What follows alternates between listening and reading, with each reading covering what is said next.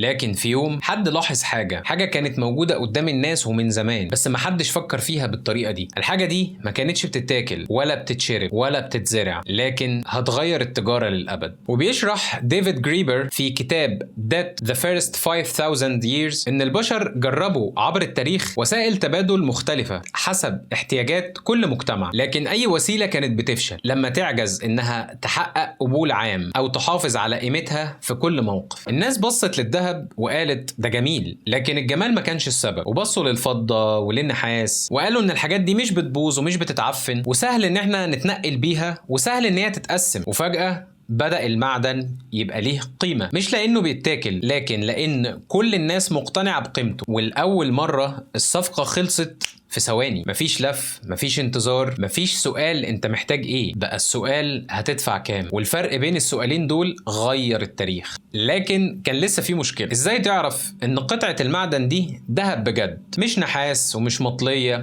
ولا وزنها ناقص؟ فكل عملية بيع كانت بتبدأ بميزان، وبعدين حد يختبر المعدن، وبعدين حد تاني يتأكد من النقاء. يعني التجارة بقت أسرع، لكن الثقة لسه بطيئة. وده لحد ما ظهرت دولة وقالت سيبوا الموضوع ده علينا، احنا هنضمن الوزن واحنا هنضمن النقاء واحنا هنحط ختمنا على العملة المعدنية دي. ومن هنا اتولدت أول عملة معدنية في التاريخ، مش مجرد قطعة ذهب ولكن وعد. الدولة بتقول للناس احنا ضامنين القطعة دي، وفجأة الثقة بقت أسرع من أي وقت فات. لكن المفاجأة إن النقود والعملات دي ما كانتش آخر محطة، دي كانت بداية رحلة جديدة، رحلة هتخلي البشر في يوم من الأيام يشتروا بيت كامل بورقة واحدة.